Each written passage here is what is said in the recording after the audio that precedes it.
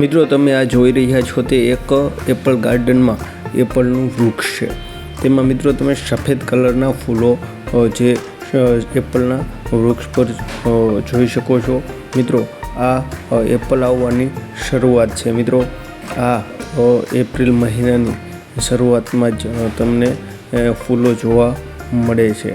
મિત્રો ખૂબ જ રમણીય અને સુંદર આ સફેદ કલરના ફૂલો જે એપલ આવવાની લાગવાની શરૂઆત હોય ત્યારે ખીલે છે અને મિત્રો આમાંથી જ એપલ આપને ફળ સ્વરૂપે મળતા હોય છે।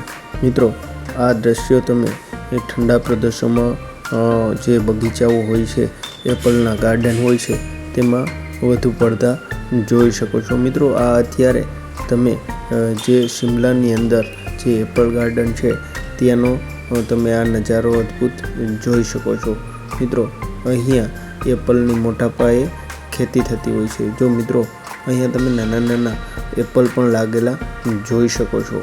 મિત્રો આ એપલ મોટાભાગે ડુંગરાળ પ્રદેશોમાં થતા હોવાથી ત્યાંથી આપણા ગુજરાતમાં વાહતુક એટલે કે ટ્રાન્સપોર્ટેશન કરવામાં ખૂબ જ ખર્ચ લાગી જતો હોય છે, એટલે આપણે અહીંયા ગુજરાતમાં મોંઘા ભાવે મળતા હોય છે। મિત્રો આ એપલ તમને અગાઉ કીધું તેમ ઠંડા પ્રદેશોમાં જ થતા હોવાથી એ આપણે અહીંયા પહોંચાડવામાં ઘણો સમય અને મિત્રો ઘણો ખર્ચ લાગતો હોય છે, એટલા માટે તેમાં કોસ્ટિંગ વધી જાય છે અને આપણે અહીંયા મોંઘા મળે છે।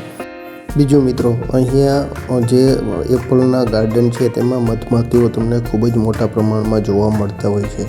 એનું કારણ છે મિત્રો જે સફરજન આવવા માટે મિત્રો ફૂલોમાં મધમાખીનું બેસવું ખૂબ જ જરૂરી છે। જેટલે મોટા પ્રમાણમાં મધમાખી બેસે તેટલું જે એપલનું ઉત્પાદન વધારે મળે છે। મિત્રો તેનું એક ખાસ કારણ હોય છે કે પરાગનયન। મિત્રો આ પરાગનયનને કારણે જે મધમાખી એક ફૂલ ઉપરથી બીજા ફૂલ ઉપર જાય તો તેના પગમાં અને મધમાખીમાં ચોટેલી પરાગરજ બીજા ફૂલમાં જાય એટલે મિત્રો તે ફૂલમાંથી એપલ સારી રીતના બને છે અને વિકાસ પણ પામે છે। મિત્રો એટલા માટે મધમાખી જે એપલના ગાર્ડનમાં ખૂબ જ જરૂરી હોય છે, એટલા માટે ઘણા ખેડૂતો પોતાના બગીચામાં પોતાના એપલ ગાર્ડનમાં મધમાખીની પેટીઓ પણ રાખતા હોય છે, જેથી કરીને મધમાખીઓ જે ફૂલો પર બેસીને એપલનો વિકાસ કરવામાં ખૂબ જ મદદરૂપ બને છે।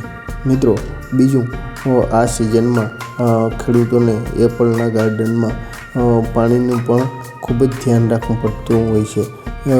જો ઓછું પાણી પડે તો મિત્રો જે પૂરતો વિકાસ થતો નથી અને જો વધુ પાણી પડે તો ફૂલ પીળા પડીને ખરી જતા હોય છે, એટલા માટે ભેજ રાખવાનો હોય છે અને ખાસ ધ્યાન પણ રાખવાનું હોય છે। મિત્રો આ સમયે એપલના ગાર્ડનમાં વધુ પડતી ધુમ્મસના કારણે પણ બગીચાઓમાં નુકસાન પહોંચતું હોય છે, એટલા માટે મિત્રો અહીંયા વાતાવરણ મેન્ટેન કરવા માટે પણ ધુમાડા જેવી કામગીરીઓ કરતા હોય છે, જેથી કરીને બગીચાઓમાં ધુમ્મસ લાગે નહીં।